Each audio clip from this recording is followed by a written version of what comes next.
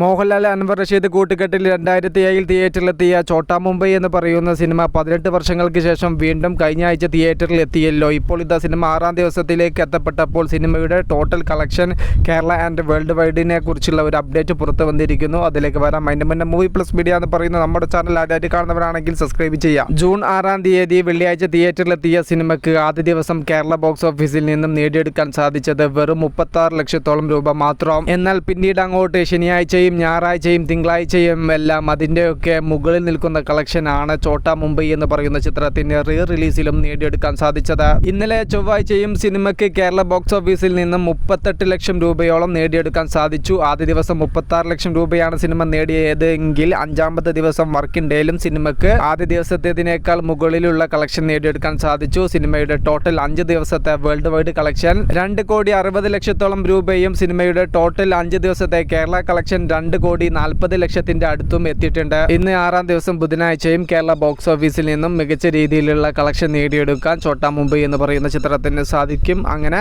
Re റിലീസിലും ചോട്ടാ മുംബൈ എന്ന് പറയുന്ന ലാലേട്ടൻ ചിത്രം ഹിറ്റായി മാറിയിരിക്കുകയാണ്. കാത്തിരിക്കൂ സിനിമകളുടെ കൂടുതൽ അപ്ഡേറ്റുകൾക്ക് വേണ്ടിയിട്ട്. മൂവി പ്ലസ് മീഡിയ, ഞാൻ ജിനുജനാസ്. ഒക്കെ ബൈ.